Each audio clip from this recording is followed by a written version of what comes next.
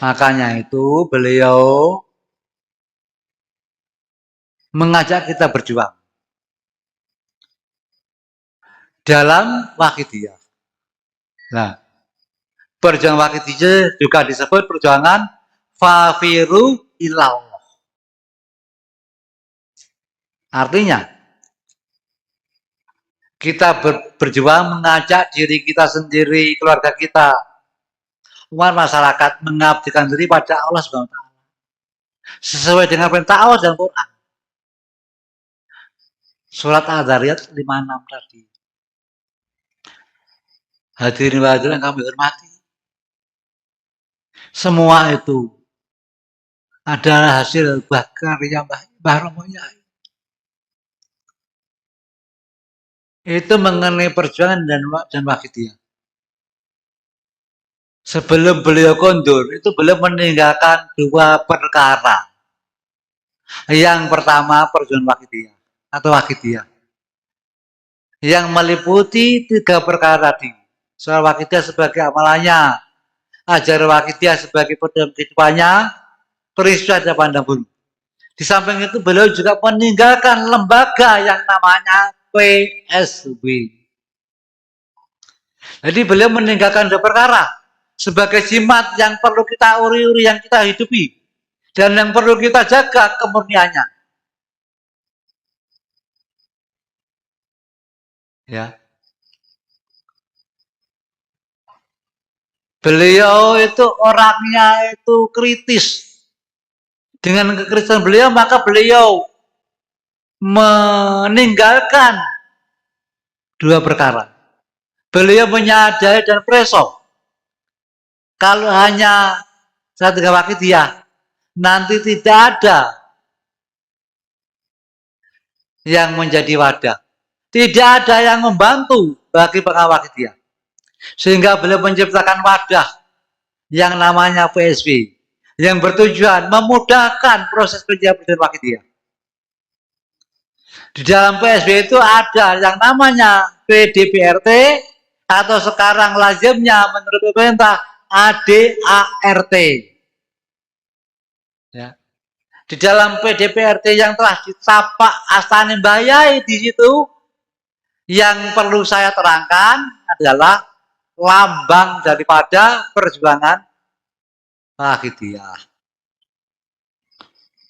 Dan lambang itu ada warna putih dan hitam. Artinya terang dan gelap. Sama dengan bilah tadi.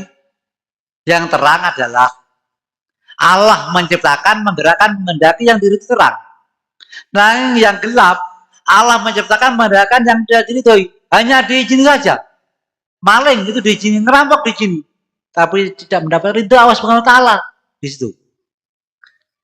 Lah beliau itu sudah mengkiaskan di dalam lambang daripada perjuangan wakidiyah itu warna dasar hitam dan putih. Hitam warna dasar, kemudian ada kata-kata fafiru ilallah yang diambil dari Al-Quran yang berbahasa Arab, bertulisan putih. Ya. Kemudian berbentuk lingkaran, bagaikan telur setengah bulat. Dan dengan ada garis-garis lengkung sebagai hiasan. Nah di situ ada maknanya. Kenapa kok yang berbunyi favorit putih kok gak hitam? Nah dikarenakan bila favorit datang di daerah hitam, maka hitam berubah menjadi putih. Misalkan di dalam hati seseorang itu hitam, kemudian dia mengenal wakidiyah, ada maka itu akan putih. Artinya membersihkan yang favorit Allah itu membersihkan yang kotor. Perjuangan favorit Allah membenahi keimanan yang rusak. Artinya itu.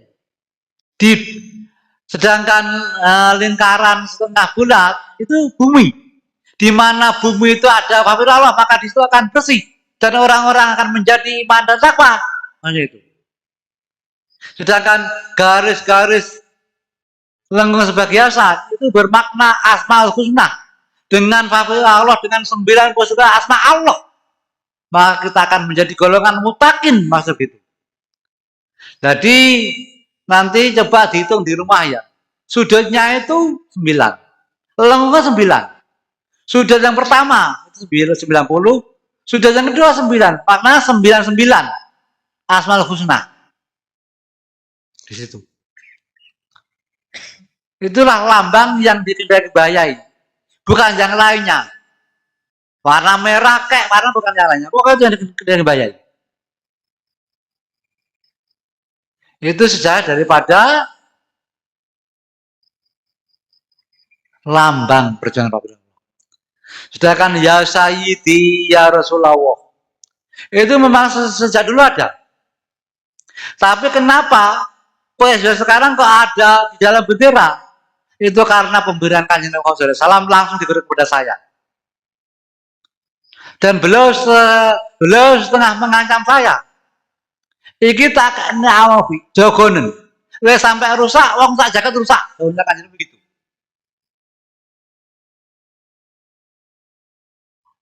Sehubungan dengan kejadian demi kejadian, Kanjeng Nabi itu kadang menemui saya. Nabi Khidir nemui saya, Mbah Romon yang nemui saya. Itu kenapa terjadi? Maaf, saya jelaskan sekalian. Biar tidak menimbulkan fitnah, biar tidak ada suudon dan terjadi perpecahan. Bahkan banyak orang yang mengatakan itu akal-akalnya Safi saja. Akal-akalnya Safi saja, ben orang percaya kalau disuruh bayai.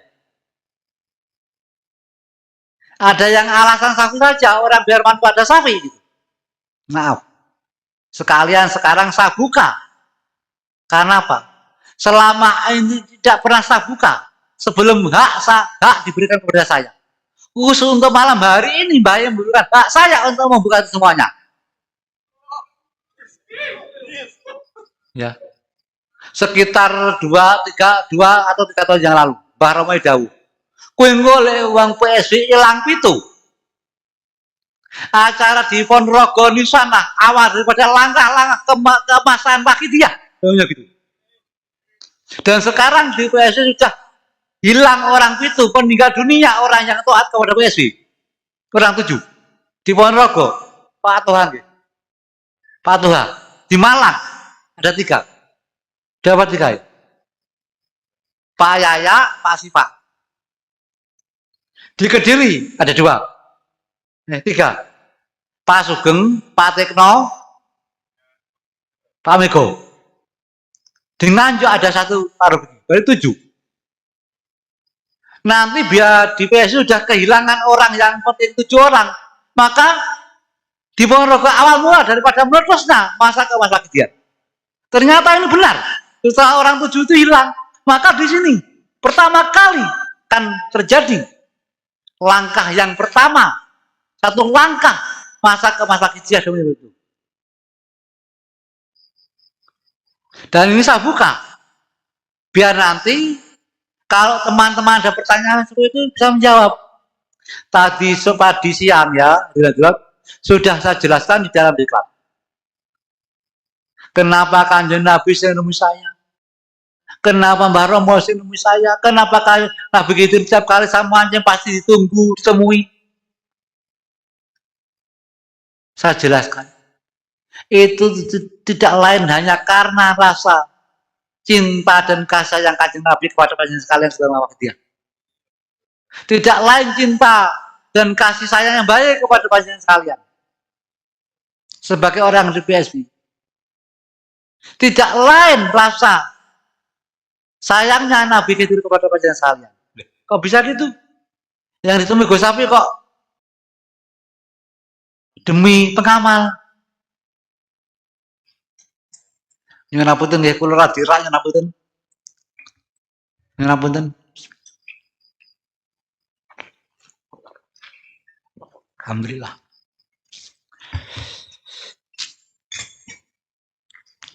Karena Safi sebagai zuriat Mbah Yai sekaligus dipercaya sebagai pembina, itu orangnya bodoh, orangnya doif, orangnya fakir ilmu. Kanjeng Nabi khawatir kalau orang yang doif, bodoh seperti saya sebagai pembina, kalau tidak diarahkan, ditemui, nanti bisa menyebabkan kekeliruan. Kalau sapi yang bodoh, yang hina ini keliru, bagaimana yang mengikuti di belakang sapi? Ini sudah 2 kali saya ucapan. Mbah Romo nemui saya. Khawatir kalau pengamal terjerumus ke dalam kenistaan karena sapi tidak mampu untuk mengarahkan kepada yang benar.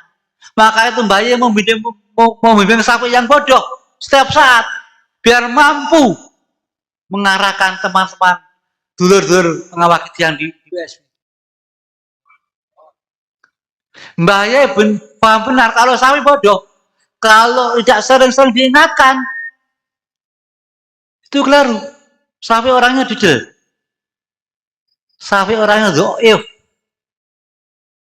Sapi orangnya fakir, bodoh. Bahkan sapi tidak pernah makan yang namanya bangku pondok. Walaupun sapi pondoknya di mana-mana ada bulan pondok, saya datang sama pondok. Saya paling lama 3 hari. Itu cerita. Saya pernah di Gontor. Tamat SD tahun 80 sama ibu diantar ke Gontor. Ibu di rumah paginya cuci-cuci belum sempat kering saya sudah ada di rumah. Karena saya tidak betah. Saya perasaannya mau mati di Gontor. Saya pulang minggat dari Gontor. Jadi ibu itu mengantar saya sore sekitar jam 6:30 malam pulang sendiri. Pagi itu ibu mencuci agamanya Mbah Romo. Belum sempat kering saya sudah di rumah. Itu pertama kali saya di Gontor. Kemudian saya di Pacitan, di Termas. Itu bertahan 1 hari setengah jam kira-kira. Sekitar 24 jam lebih 30 menit. Di Kebumen. Walaupun saya itu pondok mana-mana sudah saya mandi di pondok mana-mana, tapi saya tidak pernah mengenyam yang namanya ngaji. Tidak pernah. Makanya itu beliau Mbah Romai tahu kalau saya doif tentang itu. Sehingga Mbah Romai selalu mengarahkan, mendidik setiap langkah-langkah sapi biar menjadi petunjuk jalan yang benar. Untuk menunjukkan teman-teman jangan sekalian. Nah begitu gitu, selalu memberikan sapi, selalu kerap pada sapi. Kenapa? Karena begitu itu tahu, sapi orang yang didel. Sapi orangnya itu keras hatinya. Sehingga setiap kali saya mancing tiba-tiba beliau tahu, saya diperingatkan, kok jong ini selalu. Karena apa? Karena sapi bukannya sapi istimewa, tidak. Sapi bukan istimewa. Sapi adalah seorang yang menjadi kotornya masyarakat.